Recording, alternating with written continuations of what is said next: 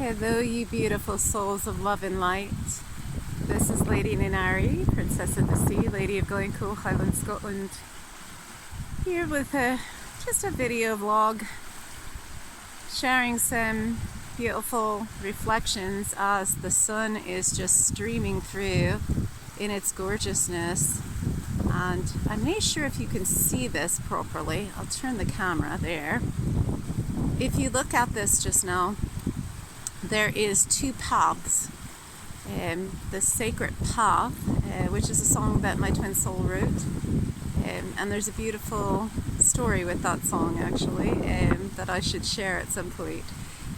But the River Lossy here flowing so greatly and beautifully with this gorgeous sun and the reflection of these two paths merging into one.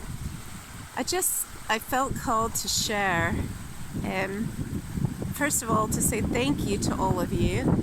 Whilst I'm here on my walk in nature, just wanted to say thank you to all of you for the beautiful messages, private messages, comments on Facebook, comments on YouTube, other social media, that you love so much the show last evening, and that I touched your hearts, and we as in union, Twin Soul and I, Chris and I, touched your hearts so deeply with his song that we did in Kirtan together. And the response from you in the kingdom has been just overwhelming, in a good way. And I just wanted to say thank you on behalf of both of us for embracing the message of love, the music and message of love that we give together. And looking forward to every Friday evening doing the show. And my twin soul Chris will be with me. And I had something interesting to share as well with this path. So if you notice, I'll pan over here again to this spot. There are two sacred paths here that you can go. Now there's multi-dimensional paths that you can go on the sacred path of life and of love. And 3.5 years ago, I guess now, yeah, it's been about 3.5 years, I made a path in the multi-dimensional timeline to come here to Scotland, traveling the UK for the first 10 months to a year, and then settling here because my ancestors are here. My clan actually comes from Aberdeenshire, and so it's the Knowles clan, and I finally found that after 20 years of searching. And was overjoyed to find that a year ago, October, so I think it was October 2017, I think it was, I discovered that finally.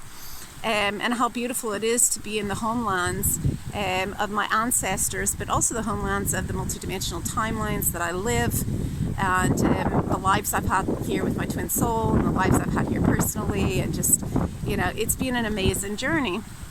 And along that sacred path, something happened yesterday that I fancied to share with you that just, I had to have a wee chuckle in synchronicity, sign, and confirmation.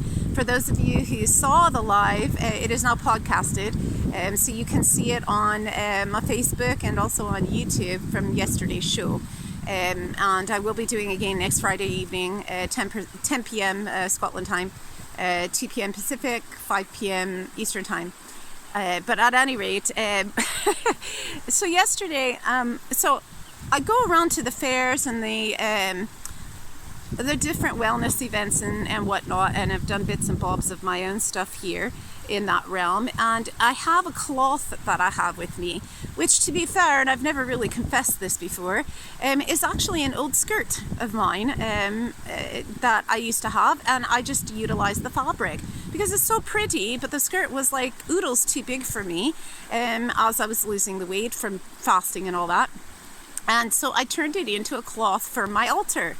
And I use it as well when I go on my wellness events and whatnot, and it's absolutely beautiful. The problem is that where I stay, as we say here in this country, or where I live, in my flat, I have taken my my coffee table, which can also double as a table to eat on, but I may use it for that. I primarily use it as my altar. And I have my crystal bowls on it, and some of you have probably seen my video and photos and stuff like that. I have my crystal bowls and my crystals and teaching tools and whatnot on it. So altar can mean different things, right? But this is my sacred altar, so altar can mean other things as well. So I was in this fabric shop here in town yesterday, and this scenario happened. The woman who was at the till, bless her heart, she asked to help me, and I said I wasn't sure what fabric I was looking for, but that I would can it when I saw it, and I'm looking for something for my altar. Well, she made an assumption, and I corrected her, given the fact that my twin soul did propose to me nearly 4 years ago through song, and given the fact that we are married in heart and soul, even though both of us have kind of had quote-unquote earthly flings here and there since 2011, 2012, nothing ever serious or anything, flirtations and whatnot with other people, but our love has always been there, and we are always being married in heart and soul anyway. And so this lassie, bless her heart, she just turned around and she says, "Oh, right." She says, "So when are you getting married?" And I take it your color scheme and theme is purple then, because the cloths that I ended up choosing were purple and gold and purple. And I just looked at her at first, and I never said anything at first, but I just went with it. I wasn't going to correct her. I just took it as a sign from the master artist of everything that's been on and evolving in things recently, going towards that way. And so I thought it was quite humorous, and I had a wee laugh about it, but I just kind of went with it, and I was like, "Oh, we're marrying in April, and our color scheme is purple and green, because my favorite color is purple, his is green, and I love green as well, but gold is kind of like our secondary color, and so this is perfect fabric, and I just kind of went with it." Now, true to form, in Song of the Troubadour and Song of the Princess, the troubadour and princess actually marry as the cherry blossoms are in bloom, which the cherry blossoms started to bloom here in January, really early. However, they kind of went into hiding again with the wintry weather, and they've come back out just now. So it may be April, it may not be April, I'm not sure. But at any rate, we are married in heart and spirit and soul anyway, heart and soul. And the master artist blesses our union and is our partner in this union, and that's actually something that my twin soul wrote to me many years ago when he thanked me for being in union with him back 12 years ago. At any rate, I thought it was quite humorous, but in alignment with this here that I'm showing you right now, here on the River Lossy, there is two paths being shown. And if you notice, they merge into one sacred path. The sacred path of sacred union, and all roads lead to home. And Ram Dass was noted to say, whence he was alive, and his legacy now in soul is still with us, that we're all just walking each other home. So in the watery reflections of the sunlight bursting through with the rainbow here, and the water's moving so beautifully, and the water's moving so beautifully around this time of the year 12 years ago, was a graphic that I had sent to my twin soul as well. Which path are you choosing is my question to you this day. What path are you choosing on the sacred path, the sacred union in multidimensional consciousness? Are you choosing the path of your soul? Are you choosing the path of hesitation? There's no good or bad, no right or wrong with it. They all lead to home.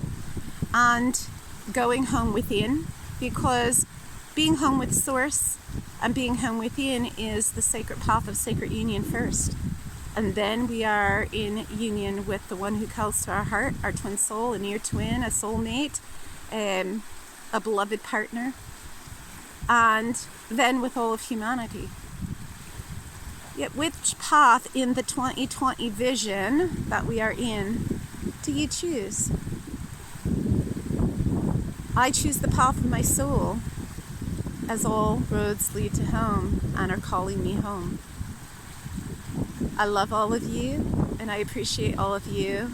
And thank you again for your loving comments and appreciation.